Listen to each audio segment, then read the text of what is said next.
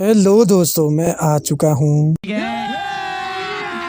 अभी मजा आएगा ना भिड़ो। तो हमने इसके लास्ट एपिसोड में देखा था कि लिन फेई वहाँ पर आग जलाने लगता है और उस आग में मीट को भी रोस्ट करने लगा था, जिसकी खुशबू सूंघते हुए वहाँ पर सेन भी आ गया था। अब आगे इस एपिसोड की शुरुआत में हम एक लड़की को देखते हैं जो कि एक चट्टान पर बैठकर बाकी बंदों का लोकेशन देखने की कोशिश कर रही थी, मगर उसे वहाँ कोई भी दिखाई नहीं देता है। तो ये देख करके उस लड़की का एक सीनियर उससे कहता है जितने भी लोग इस कंपटीशन में हिस्सा लिए हैं वो लोग काफी चालाक है, इसलिए वो लोग अपना लोकेशन इतनी आसानी से शेयर नहीं करेंगे। जिस पर उसका एक साथी कहता है, हाँ सीनियर बिल्कुल ठीक कह रहे हैं और मैंने सोचा नहीं था कि तुम्हारा प्लान इतना घटिया होगा। तो उस पर यह सुनकर वो लड़की काफी गुस्सा हो जाती है और उसको पीटने के लिए उसके पीछे जाने लगती है। अब अगले सीन में हम लिन फेई को देखते हैं जो कि एक बंदे से फाइट कर रहा था, लेकिन वो बंदा काफी वीक था, जिसकी वजह से लिन फेई उसे एक ही मूव में हरा देता है। जिसके बाद वो अपनी मीट को फिर से रोस्ट करने लगता है। उसके बाद हमें सैन दिखाया जाता है जो कि एक लड़की से फाइट कर रहा था, जहाँ पर हम देखते हैं कि वो लड़की सैन पर भारी पड़ रही थी। तो ये देखकर लिन फेई सैन को एडवाइस देता है कि तुम इस लड़की के लेग पर अटैक करो। अब ये सुनकर वो लड़की लिन फेई पर गुस्सा होने लगती है और वो लिन फेई को चुप रहने के लिए बोलती है, लेकिन उस लड़की को पता नहीं था कि ये सिर्फ एक डिस्ट्रैक्शन है, जिसका फायदा उठाकर सैन उस लड़की पर अटैक करके उसका जेट प्लेट यानी कि जेट पेंडेंट को उससे अलग कर देता है, जिससे कि वो लड़की वहां से गायब हो जाती है। उसके बाद सैन लिन फेई के पास आता है और वहां पर बैठ के लिन फेई से कहता है, सीनियर लिन फेई, मैंने यहाँ पर फेयर फाइट नहीं किया है क्योंकि आपने उससे डिस्ट्रैक्ट कर दिया था, जिसकी वजह से ये एक अनफेयर फाइट हो गई। तो ये सुनकर लिन फेई कहता है, इस पर तो उसी की ही गलती है जो डिस्ट्रैक्ट हो गया, क्योंकि फाइट के दौरान कभी भी अपना ध्यान हटाना नहीं चाहिए वरना वो मारा भी जा सकता है। जिसके बाद हमें थोड़ी देर बाद का सीन दिखाया जाता है जहां सैन इस बार एक बंदे से फाइट कर रहा था और उसकी वो फाइट बहुत ही अच्छी चल रही थी, लेकिन तभी वो लड़का सैन पर भारी पड़ने लगता है और उस पर काफी खतरनाक अटैक करने लगता है। लेकिन सैन वहां पर हार नहीं मानता है और आखिरकार उस बंदे पर एक पावरफुल अटैक करके उसे हरा ही देता है। लेकिन हम देखते हैं कि सैन अपनी बहुत सारी स्पिरिचुअल पावर यूज करने की वजह से कमजोर होकर वहां पर ही बेहोश होकर गिरने ही लगा था, पर लिन पे उसे पकड़ लेता है और सोचता है कि यहाँ पर सैन ने लगातार 4 बंदों को हराया है, जिसकी वजह से इसकी काफी ज्यादा स्पिरिचुअल पावर्स ड्रेन हो गया है, जिससे कि ये यही पर ही बेहोश हो गया। अब अगले सीन में हम रात को देखते हैं जहां लिन फेई सैन को अपने कंधे पे उठा के आता है और उसे केव पर छोड़ देता है।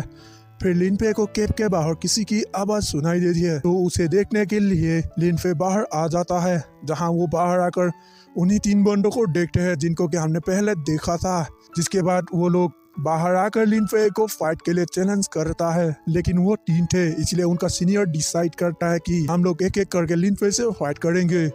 तो ये सुनकर लिन फेई भी रेडी हो जाता है उनसे फाइट करने के लिए। उसके बाद इन तीनों में से सबसे पहले उनका सीनियर आगे आता है फाइट करने के लिए, और ये बंदा अभी स्पिरिट नर्सरिंग रियलम के मिडिल स्टेज पर है। जिसके बाद लिन फेई और उस सीनियर के बीच फाइट शुरू हो जाती है, जहाँ हम देखते हैं कि लिन फेई उसके अटैक्स को बड़े ही आसानी से डॉज और डिफेंड कर पा रहा था और लिन फेई भी उस पर हमला करता रहता है, जिसकी वजह से यह फाइट काफी आइकॉनिक लेवल की हो रही थी।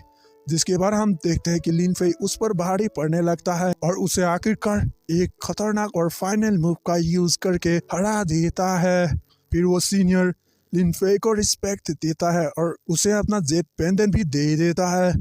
फिर वो अपने साथियों के पास जाकर उनसे कहता है कि तुम लिन फेई से फाइट मत करना, क्योंकि उसकी पावर और स्किल्स बहुत ही अच्छी है, जिसकी वजह से तुम लोग उससे आसानी से हार जाओगे। और ये कहकर वो बंदा सीक्रेट लेन से बाहर चला जाता है। उसके बाद हम देखते हैं कि वो दोनों अपने सीनियर को हारता देख वो बहुत ही दुखी हो जाते हैं और लिन पे को अपना जेट पेंडेंट देकर वो भी सीक्रेट लेन से बाहर चला जाता है।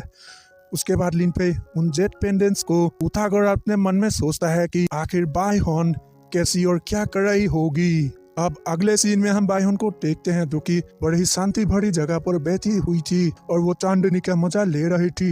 लेकिन तभी हम देखते हैं कि इस मौके का फायदा उठाकर एक बंदा बाइहॉन पर पीछे से अटैक कर देता है, लेकिन बायन ने भी उसे सेंस कर लिया था और वो सिर्फ अपना ऑरा ही रिलीज कर देती है, जिससे कि हम देखते हैं कि बायन की ऑरा बहुत ही ज्यादा पावरफुल थी।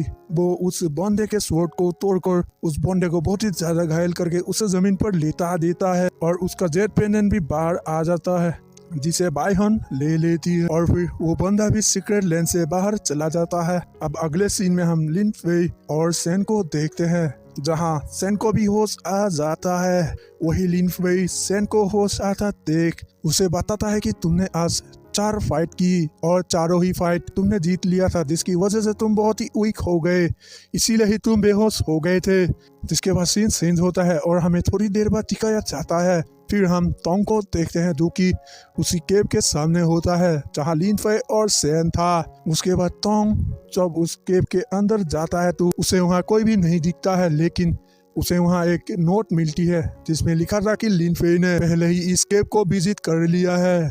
अब ये देखकर के टोंग को बहुत ही ज्यादा गुस्सा आता है और वो बौखला जाता है।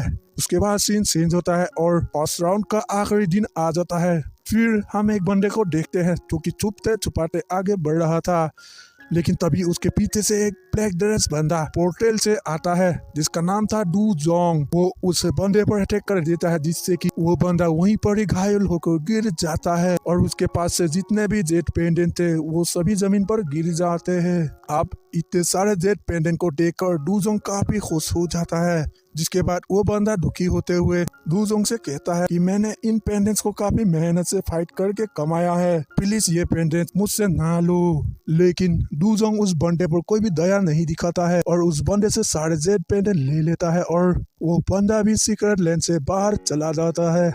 अब अगले सीन में हम लिन फेई और सेन को देखते हैं जो कि आपस में बात करते हुए ये कह रहे थे कि आज इस फर्स्ट राउंड का लास्ट दिन है, इसीलिए हमें बंदों की नजर में नहीं आना है और हमें सिर्फ सर्वाइव ही करना है। उसके बाद लिन फेई बताता है कि हमें सिर्फ उन्हीं बंदों से ही खतरा है जो इस राउंड को पहले क्वालिफाइड कर चुके हैं, क्योंकि वो बंदे बहुत ही चालाक है। वो नहीं चाहेंगे कि ज्यादा से ज्यादा बंदे इस राउंड को क्वालिफाइड करे। अब अगले सीन में हम बायहॉन और हाओपी को देखते हैं, जिन्होंने बहुत सारे बंदों को हराकर बहुत सारे जेट पेंडेंट इकट्ठा कर लिए थे और दूसरी तरफ लिन फेई के पास भी बहुत सारे जेट पेंडेंट है।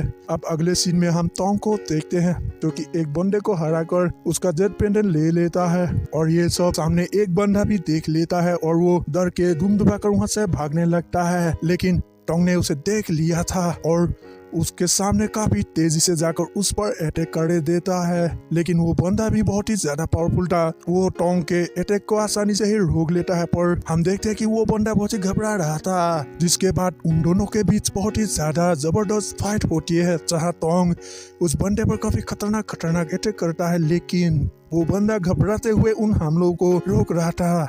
उसके बाद सीन चेंज होता है और हम हाओपी को देखते हैं जो कि एक बर्ड को दाना खिला रहा था, लेकिन तभी हम देखते हैं कि हाओपी को बहुत सारे बंदे उसे पूरी चारों तरह से ही घेर लेता है। और दोस्तों इसी के साथ एपिसोड एंड होने लगता है।